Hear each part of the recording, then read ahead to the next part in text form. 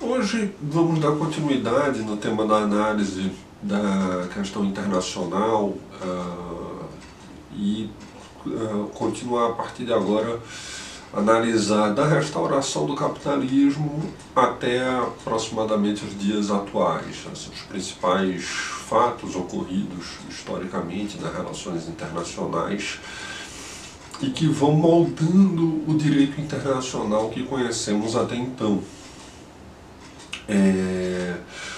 O que a gente destaca, assim, quando ocorre a restauração do capitalismo, alguns setores liberais comemoram e dizem que seria o fim da história, teria sido o fim da história e tal.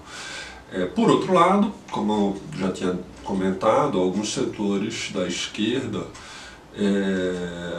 alguns também acham que seria o fim pela negativa, porque estaria tudo acabado, não teria mais a possibilidade de revoluções e tal, e outros setores comemoram achando que o fim do stalinismo seria uma grande abertura de uma avenida gigantesca para as revoluções socialistas e tal.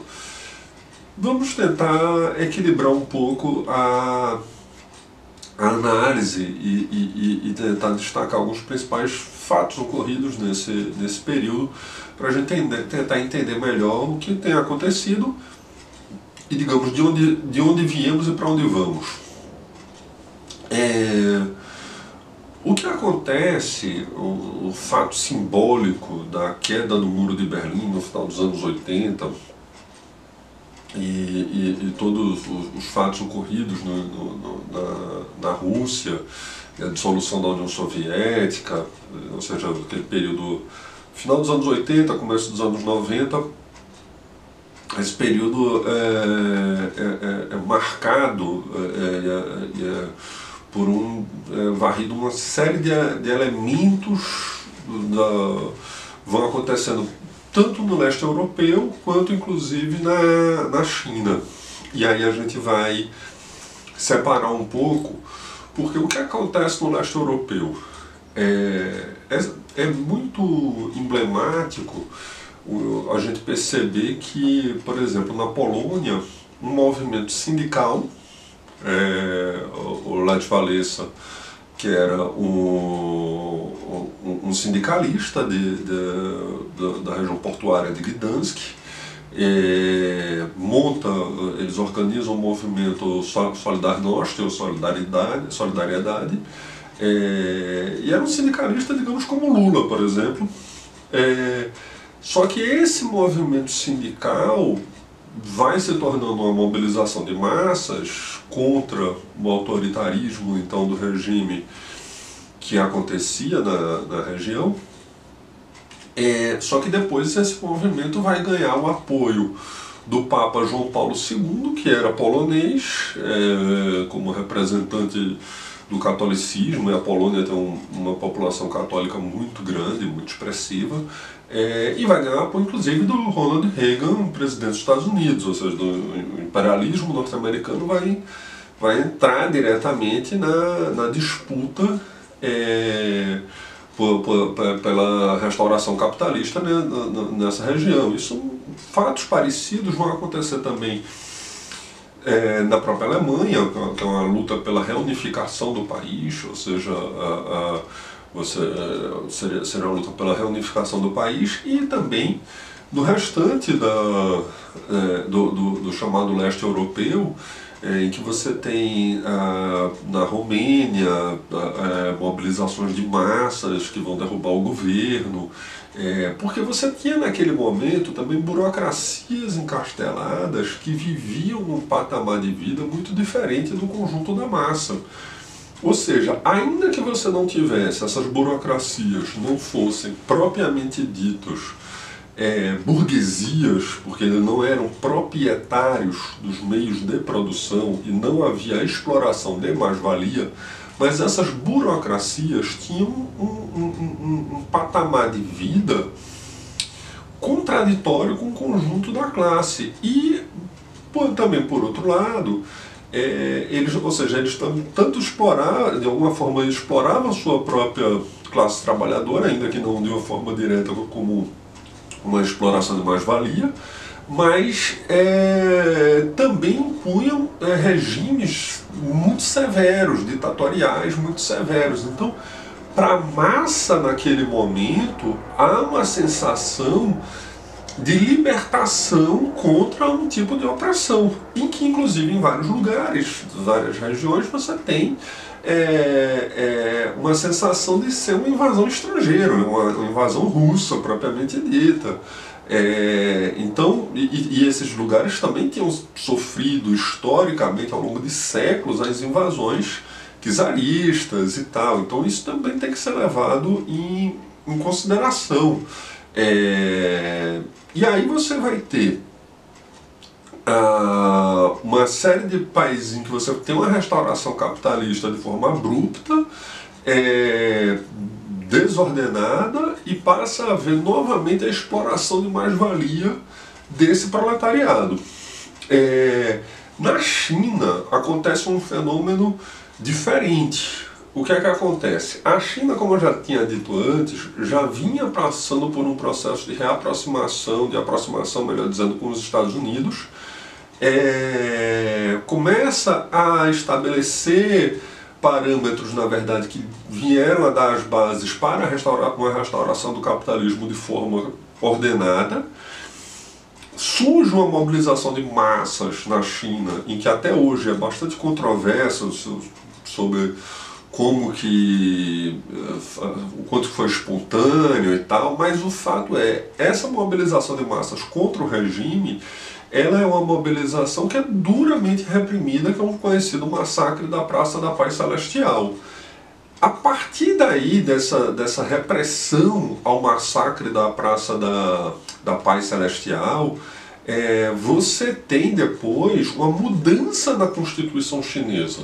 A Constituição chinesa passa a incorporar a seguinte expressão: o Estado pratica uma economia de mercado socialista.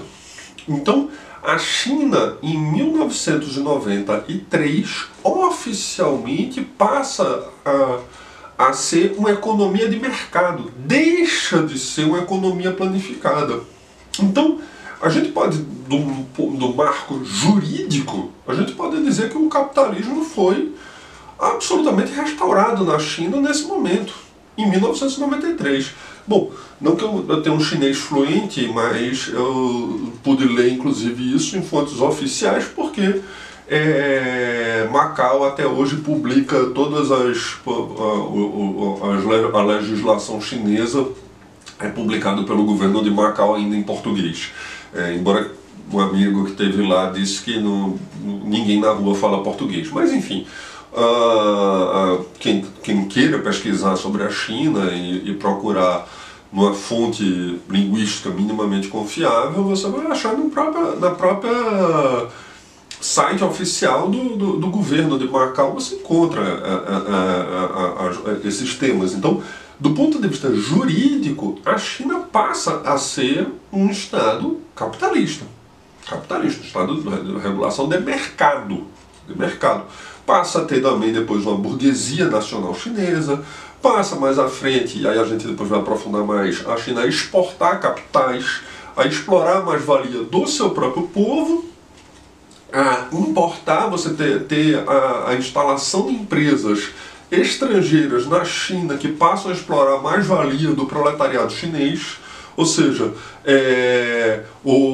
tipo, a fabricação do iPhone que acontece na China. Vocês acham assim, que isso não é uma exploração de mais-valia? Não tem, a Apple não está explorando mais-valia do proletariado chinês? Passa sim até a exploração de mais-valia do proletariado chinês. Isso é socialista? Não é socialista. Isso não é socialista. Então,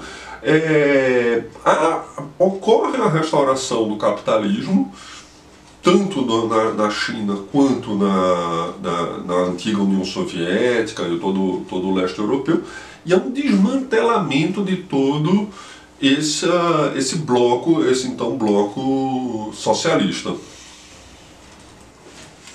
Bom, então a partir partir desse momento, o que a gente vai encontrar? A gente vai ver o seguinte, surge o que é a chamada nova ordem mundial, que começa aí nos anos 90, e a gente vai tentar entendendo essa nova ordem mundial aí dos anos 90 até basicamente a atualidade.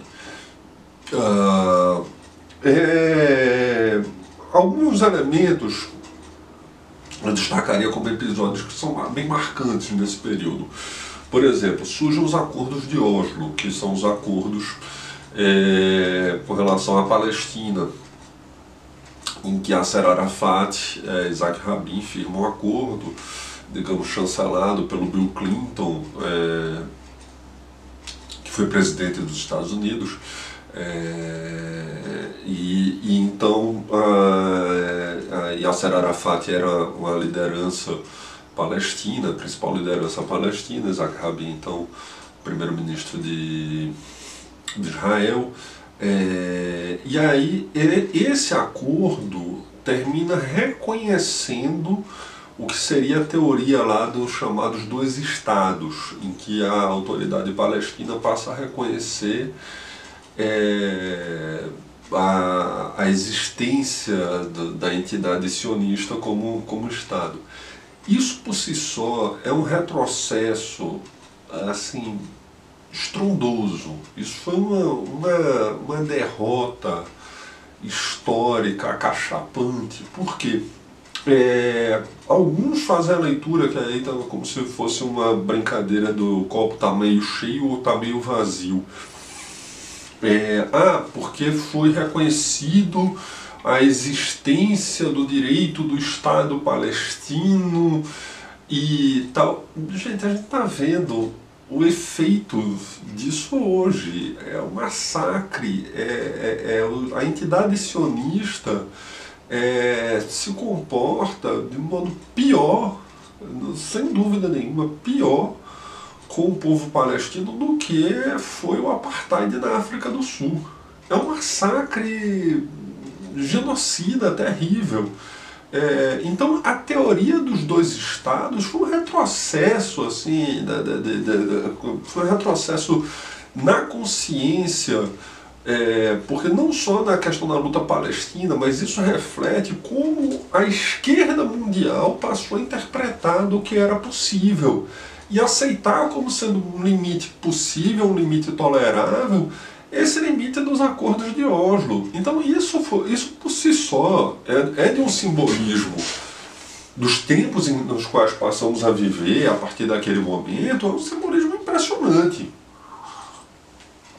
Então a gente tem aí um marco fundamental desse período. Também nessa mesma toada tem os acordos de Belfast, depois, já em 98, em que também a Irlanda do Norte passa a reconhecer, a Irlanda passa a reconhecer a ocupação da Irlanda do Norte pelo Reino Unido. Ou seja, uma ocupação de 800 anos de luta e resistência do povo irlandês contra o domínio britânico, passa a ser tolerada, passa a ser naturalizada essa ocupação, essa dominação. Durante séculos a Inglaterra teve como um dos seus pilares de exploração do proletariado a divisão exatamente entre os irlandeses e ingleses, entre o proletariado inglês e o proletariado irlandês, e a forma de maximização da exploração de mais-valia com essa divisão. E tem um retrocesso, e aí você desmonta toda a luta de resistência do IRA, que estava enfrentando o imperialismo britânico na Irlanda, e você desmonta tudo isso em troca de aceitar, na verdade. Então vai se aceitando, vai se naturalizando uma série de retrocessos, que isso é um símbolo de uma época, um símbolo de um tempo, porque enquanto nos anos 60 você tinha uma luta palestina muito intensa, você tinha uma luta, você teve um reflorescimento do IRA, né, contra o domínio britânico. Você teve uma luta mais intensa de todas as... que era aquilo que eu tinha comentado já, das lutas nacionais se misturavam com as lutas anti-imperialistas, passavam também a estar impulsionadas pela questão da luta socialista. Isso, depois, nos anos 90, tem um refluxo, tem um retrocesso de todas essas lutas. Então você tem também o desmonte da Iugoslávia, que foi uma verdadeira catástrofe, e eu acho que, inclusive, a esquerda vai ter que, mais na frente, a esquerda vai precisar entender melhor a questão das identidades nacionais, o desmonte, porque havia todo já um Estado, um antigo Estado operário que já estava com o capitalismo restaurado, mas já em decomposição, e que exercia opressões regionais, mas tem depois uma intervenção da OTAN, em que, enfim, inclusive alguns pintam os democratas e o imperialismo norte-americano do Bill Clinton como sendo fofinho, porque ele se pintava de politicamente correto, essa coisa toda. Mas o que a OTAN faz na antiga Iugoslávia é uma catástrofe, é uma intervenção imperialista como outra qualquer, uma intervenção imperialista horrenda. Você tem por exemplo, tem uma cidade, Novi Sad, se eu não me engano, essa cidade tinha 3 pontes e elas datavam do período romano. Era uma cidade que tinha sido ocupada pelos hunos, depois vai ser ocupada pelos otomanos e tal, não sei o que lá. E essas pontes vão ser destruídas exatamente pela OTAN em 99, ou seja, bem recentemente. Então, para mim é emblemático, porque você tem as pontes, elas sobreviveram a 2 guerras mundiais, viram impérios surgirem, desaparecerem, e tudo continuou. Quantas batalhas foram travadas passando por essas pontes, mas são destruídas pela OTAN. Então isso é muito emblemático desse período. Então a gente vai ter aí vários elementos, e a guerra da Iugoslávia vai resultar, tem uma série de massacres de lado a lado, e na verdade é uma guerra que vai se dando em várias etapas. Mas também você tem outras guerras. Você tem a primeira invasão do Iraque, ainda pelo George Bush pai, o pai do George Bush, que antecede o Bill Clinton. E aí depois você vai ter a segunda invasão do Iraque, aí já pelo George Bush filho, que vai acontecer já em 2003.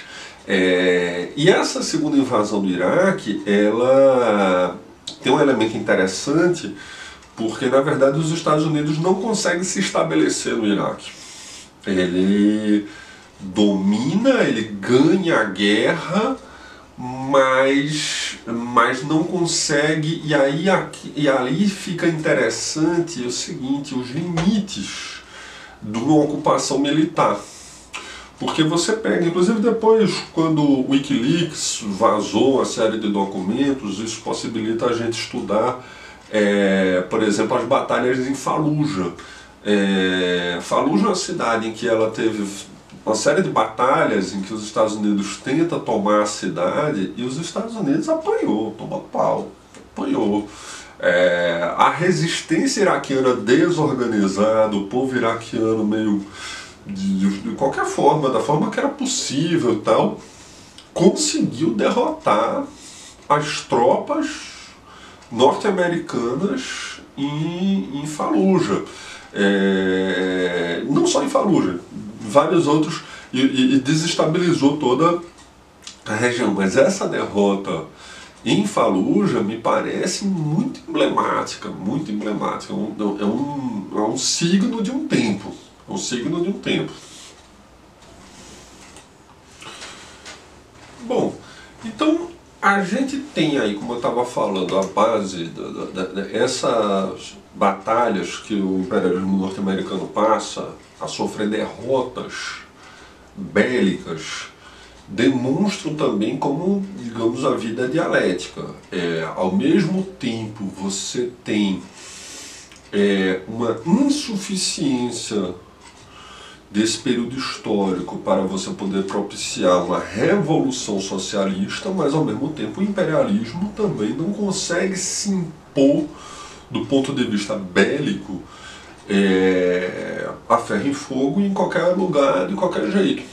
Então ele passa a sofrer algum tipo de revés também. O imperialismo norte-americano passa a sofrer debilidades. Um exemplo que me parece muito emblemático também é o exemplo da Guerra do Afeganistão. Você tem 2 décadas de guerra em que o imperialismo, num primeiro momento, tira os talibãs do poder, mas não consegue se estabelecer. Não consegue, passa 20 anos em guerra, passa 20 anos enfrentando e sofrendo ataques e tal, e até que tem que sair correndo, fugido do Afeganistão. A luta dos talibãs, no final das contas, foi vitoriosa. O parêntese, a ironia da história, né, é que os talibãs foram criados basicamente pelos Estados Unidos para enfrentar então a União Soviética, para enfrentar então a Rússia, que estava tentando garantir um governo local de esquerda, progressivos, tal, e os talibãs são criados, e inclusive no filme do Rambo 3, o Rambo vai para o Afeganistão para ajudar o Osama Bin Laden, né? Não aparece o nome Osama Bin Laden, mas vai para o Afeganistão para ajudar os Mujahideen, que eram os talibãs, a guerrilha e tal. É curioso que o Sylvester Stallone nunca fez, digamos, uma autocrítica desse trecho do filme. Mas é bem interessante a gente ver que os talibãs foram criados pelos Estados Unidos, e a dialética, a vida é muito dialética, propicia depois essas ironias da história, em que os talibãs derrotam os Estados Unidos. Então você tem uma derrota do imperialismo que por um lado é interessante, mas também por outro, no lugar não fica algo progressivo, não é diferente da derrota que foi, por exemplo, na Guerra do Vietnã, em que se estabeleceu um Estado operário. O governo dos talibãs é uma verdadeira atrocidade contra as mulheres e tudo mais, tal. Mas também os governos simpáticos do imperialismo norte-americano não são necessariamente melhores. Você vê a realidade das mulheres na Arábia Saudita, e a Arábia Saudita é queridinha do imperialismo norte-americano. Então,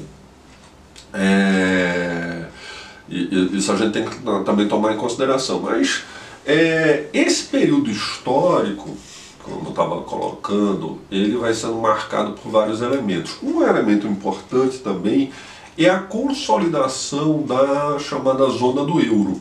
Ou seja, a União Europeia se consolida e cria sua própria moeda. A criação de uma moeda comum na União Europeia é também um elemento importante, porque o imperialismo europeu passa a se integrar e passa a criar essa moeda comum.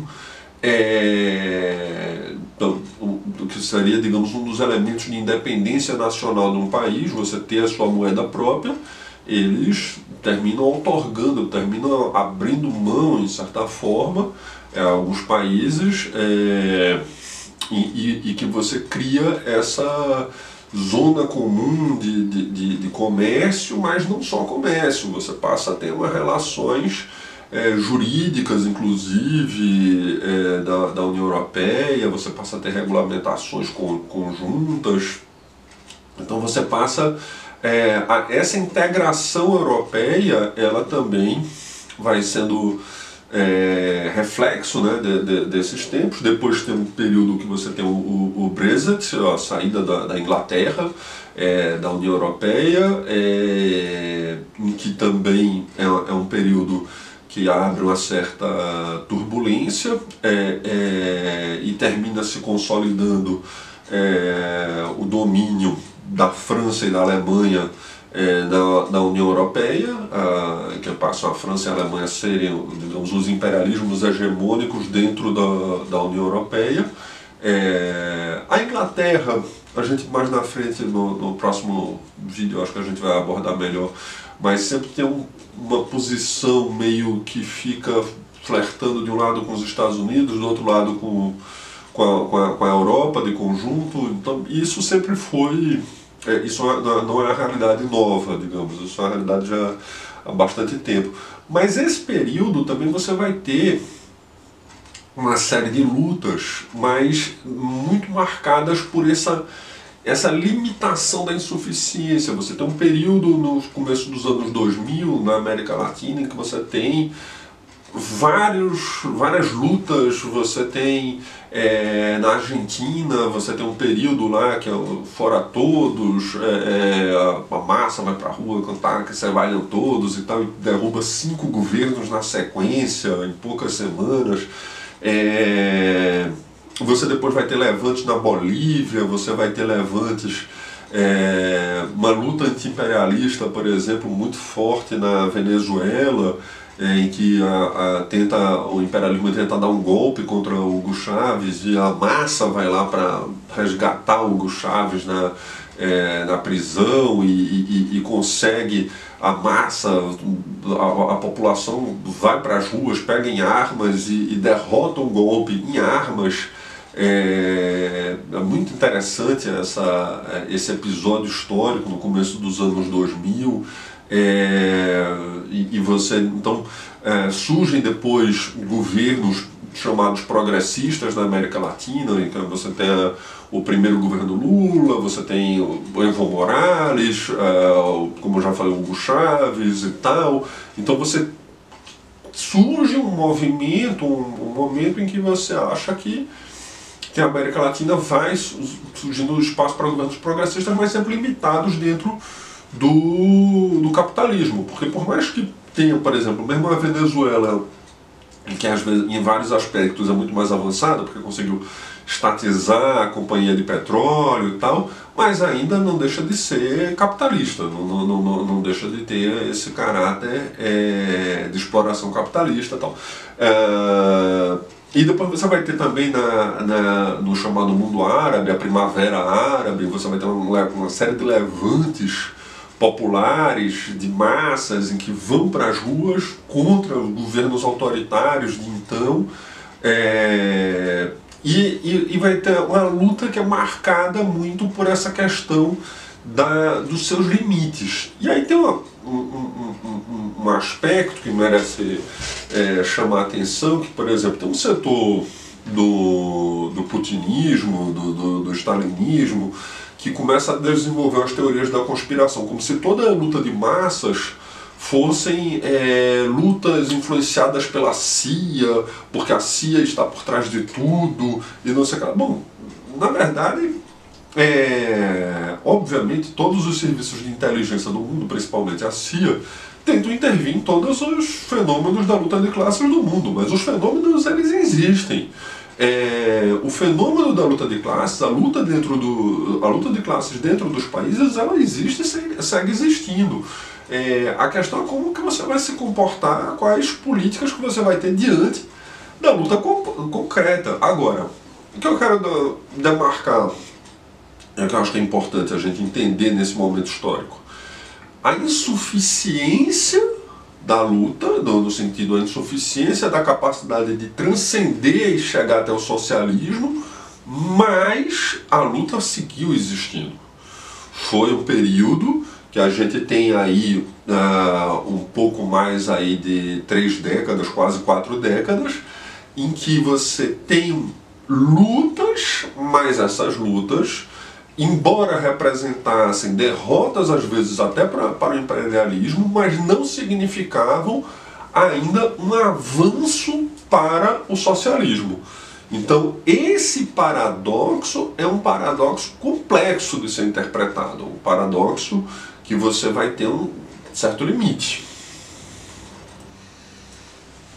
Bom, o que também é bem determinante desse período que a gente está se referindo, ou seja, pós-queda do Muro de Berlim até a atualidade, é o período em que é marcante o tema do neoliberalismo e o tema da globalização.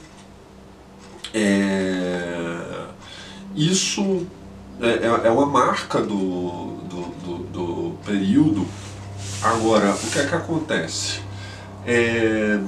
A globalização é exatamente o imperialismo buscar eliminar o tema das fronteiras nacionais para poder ir para a expansão completa do imperialismo propriamente dito e da sua exportação de capitais. Ou seja, por meio dessa globalização, o imperialismo passa, como eu disse, a explorar a mão de obra e a mais-valia dos trabalhadores chineses, dos trabalhadores vietnamitas. E essa desregulamentação sem fronteiras também vai dificultando muito as burguesias nacionais dos países semicoloniais. Que aí tem toda uma ideologia no Brasil de que, porque o período do Collor abriu o mercado nacional, porque tinha muito protecionismo, esse tipo de coisa. Bom, a gente vê agora o Trump voltando exatamente para o protecionismo norte-americano. Mas, enfim, esse vai ser também um outro vídeo, porque a gente precisa estudar o tempo atual, exatamente o que está acontecendo, né, assim, na atualidade. Agora, essa marca, a ideia a ideia do neoliberalismo, em última análise, é o liberalismo mesmo, é o liberalismo econômico, é uma desregulamentação, e essa coisa sem freios da expansão da globalização, como se o capitalismo não tivesse mais agora. A última fronteira tinha sido conquistada, derrotou o socialismo e aí agora o capitalismo vai com tudo. Então, como eu estava falando no começo, a ideia do fim da história, de que agora a história são democracias e tal, que o Fukuyama desenvolveu um pouco essa ideia. Ele mesmo depois teve que revisar a ideia quando aconteceu as Torres Gêmeas,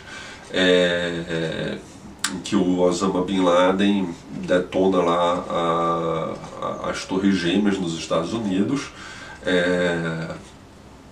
Enfim, porque também são as contradições que vão acontecendo nesse período, né, dos chamados grupos terroristas. Então, as insurgências contra o imperialismo norte-americano muitas vezes passam a se dar por meio de grupos nacionalistas islâmicos, por meio de outras formas de luta que não são mais exatamente formas de lutas típicas da classe trabalhadora. E também as contradições desse período. No momento agudo, a gente vai ver exatamente a crise econômica de 2008, quando você tem uma quebradeira de grandes bancos norte-americanos, em que você tinha um investimento em que eles estavam lastreados, na verdade, em créditos imobiliários que eram impagáveis. Então você tem uma grande crise do sistema financeiro mundial, e essa crise é avassaladora, destrói economias no mundo afora, porque tem as contradições exatamente do sistema financeiro, que virar essa maquinazinha de apostas e essas contradições desse sistema financeiro. Então, eu acho que esses temas principais que a gente precisava destacar, também tem um elemento que não cabe aqui agora aprofundar muito, mas também da Covid-19, que a partir de 2020 você tem um impacto grande no mundo, a partir do tema da Covid, a forma de reorganização do mundo, da economia mundial, durante pelo menos aí 2 anos, bem marcante, mas assim, o principal elemento que a gente destacaria aí nessa questão da reorganização da chamada geopolítica ou da estrutura, que é melhor dizendo, inclusive, a sistema internacional de estados, a gente vê que você tinha uma ideia do chamado liberalismo econômico, a globalização, mas isso agora vai chegando no seu esgotamento, vai chegando no seu limite. E aí a gente precisa ver para onde a gente vai a partir de agora. Mas isso a gente vai aprofundar em outros vídeos mais na frente. Mas por hoje é isso. Muito obrigado pela atenção. Até breve.